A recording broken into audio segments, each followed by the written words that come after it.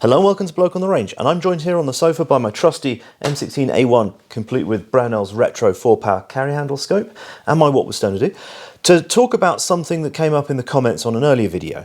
Now, at that time we were playing around at 300 metres, investigating a comment in the M16A1 manual, which said that the difference in point of impact at 300 metres, conveniently, between using sling support and closed peg bipod support, because they were issuing Wrigley tin closed peg bipods at the time, this one's just a plastic Chinesian one, could be between 2 and 4 feet. And I love the mixed units. It's like me, it just speaks to me. Anyway, the reason for that, as a brief summary, and I'll link to the video in the description, is that all these early rifles, they're not free float tubes. So the fore end is attached to the front side block, a gas block, basically. So if you've got tension from the sling pulling down, you're flexing the barrel down a bit. From the bipod, if we clip this on here, you've got the weight of the rifle, and if you're leaning into it and pushing down, you're going to be flexing it up. And the results showed that, yeah, this was pretty much as expected, and it's always nice to confirm these things. Now, the question that came up was that, well, with iron sights, the front sight is mounted to the barrel, the bit that's doing the flexing. And we're only talking tiny, relatively tiny flexes here, having a large impact 300 metres down the range. And the question was, because if the barrel flexes up, which pushes the point of impact up, and pushes the front sight up, and a correction on the front sight goes into the error, so is the fact that the front sight's mounted to the flexible bit, is that going to compensate to any meaningful degree? And I thought this was a very interesting question. Now, with the carry handle scope, all your sighting system is mounted to the receiver. So the barrel's then flexing independently of this. And yeah, it was an open question to me. And in the era of the manual, it was all iron sight shooting. So I thought we would actually test this out. Now, before we go further, first of all, please consider liking and subscribing, and please consider supporting us on Patreon if you don't already do so. But in any case, and to drive the algorithm, place bets now. So if you think there's going to be a much greater impact on the point of impact with the scope versus the irons, or vice versa, please comment it in the description, and we'll see if you're right at the end. So here we go. I previously zeroed the rifle with my hand rested, as you're seeing here, on this sort of Sheath Buckley rest thing, and they're often far too high because they sort of seem to like high rests. But anyway, we have the equipment we have.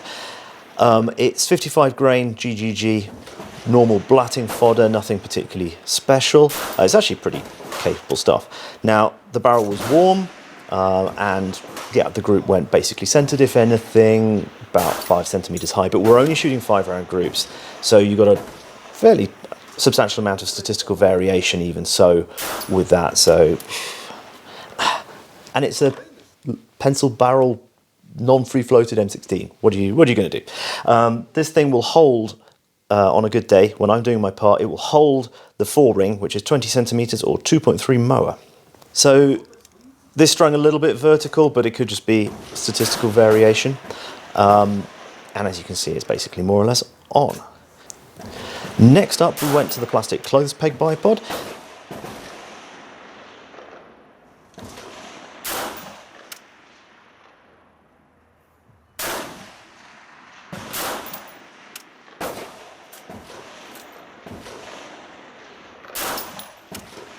And the group is actually tighter, and it's up 20-25 centimeters or so, so about 2.5 to 3 moa. If anything, a touch left as well, but not necessarily. Again, just statistical variation.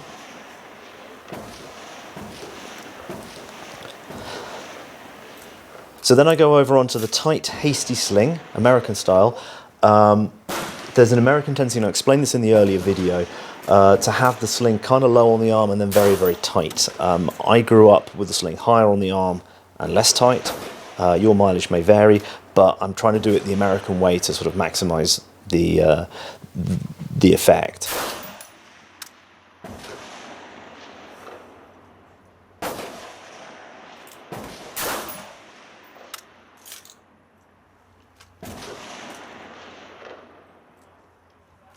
Now, this strung more vertically, which is possibly variations in sling tension, because I'm not used to shooting with a sling in this position. I don't do much sling supported shooting other than with my K31 anyway, and that's an entirely different beast with it really, really high up my arm, held on with a hook. Overall, the group here comes out about 30 centimeters lower compared to the initial group, and it's a slightly split group with the lower part sort of 40 centimeters lower, so another 10 centimeters or so, which gives us about 2 feet between sling and bipod. So this is about the same as what we were seeing with the iron sights.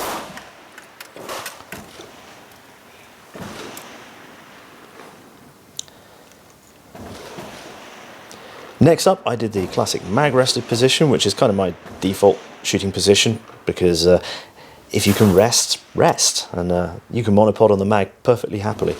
So here we are down and a little bit left, about 25 to 30 centimeters from the initial group. I think there might be a slight tendency to pull down slightly when you're mag resting, because it's sort of there and you sort of hang on to it.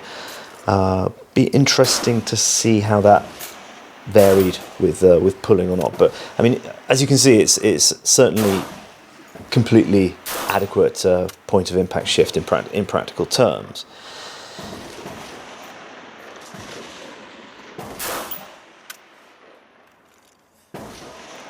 Then something we didn't do last time, I went freehand. And the mean point of impact, obviously the group is a lot larger. The trigger on this is military, so it's kind of heavy. I haven't actually weighed it, but it's lots. It's difficult to quite see where the point of impact is, but it's roughly comparable. It's comparable enough, certainly, which is why I tend to zero with my hand rested so that it's comparable to freehand. And I'm going to go on a little tangent here, back to my comfort zone of Lee Enfields. Now, in the British training pamphlets, you were always supposed to rest your hand, not the rifle, when zeroing. And it's partly due to this, because basically what you've got happening there is you are supporting the rifle and then the inanimate object is supporting your hand. So the rifle should be doing everything it's supposed to be doing, whereas if you're resting the rifle, you might end up flexing the barrel up a little bit. That's actually a note in one of the German training pamphlets, that if you rest the stock of the rifle of the Kar98K on something solid, it will cause the shots to go high. So it is a general phenomenon, and particularly with the SMLE, if the bedding's a bit marginal, if you've got odd pressure somewhere, unusual pressure somewhere, you get odd vibrational things going on and things being a bit funky, which you can eliminate by hanging onto the rifle as you would normally, except you're resting your hand. So, for what it's worth. Now, if we look at the comparison with the footage from the irons, obviously the groups are tighter with the scope because it's easier, and I actually shot on the precision target with the irons because it's easier to see, whereas with the scope, with the black crosshair, it's easier to use the green figure target. It's much easier to aim at. But it's very, very comparable. If anything, there's a slightly greater effect with the scope, but it's so marginal. I mean, I'm sort of practical engineering type, so I'm not really interested in these sort of marginal, maybe it is in theory, but in practice, like on a two-way range or on a practical range at a two-gun match or practical rifle match or whatever, are you going to notice the difference in the point of impact shift between irons and scope? And I think the answer is no, you're not. It's all going to get lost in the noise of the group size, particularly once you're shooting under pressure, and particularly with iron sights. So I think the answer is that they are basically the same, close enough for government work. One thing I'm going to point out though is that with the scope, the sling group was overall a bit lower because there was that split thing with the lower bit. That could just be differences in sling tension on my part, because obviously the tighter the sling, the lower it's going to go, and it's something that you've got to work on in sort of flat range shooting if you are sling supported, is making sure that the sling tension is constant, otherwise things get pulled places they shouldn't go.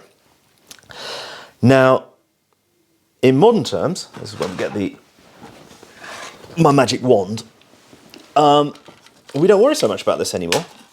because we have free float tubes, which weren't a thing back in the day. So there is no contact between the barrel and the forend, so it doesn't matter what you're doing, if it's supported, not supported, pushed up, pushed down. It's not the movement, the flex in the forend isn't going to be transmitted to the barrel and push it off. And this is an absolute game changer for precision shooting.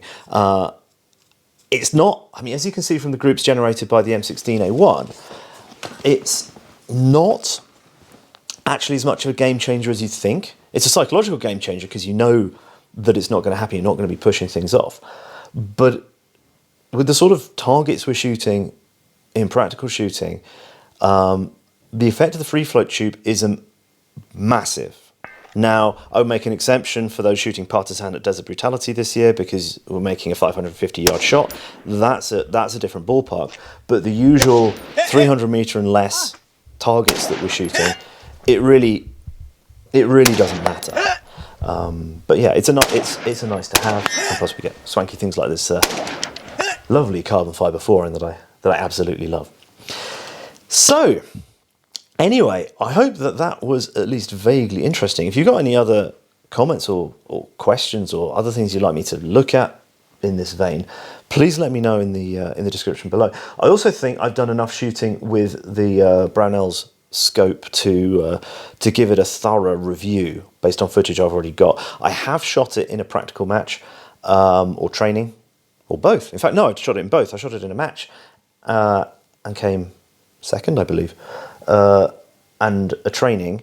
That was on a military range though, so I wasn't allowed to take any footage, but I've got plenty of footage of it at 300 meters to illustrate it with, and I think I'll do that another time. So thank you very much for watching. I hope that was at least vaguely interesting. As I said before, please consider supporting us on Patreon if you haven't already done so, and if not, that's cool.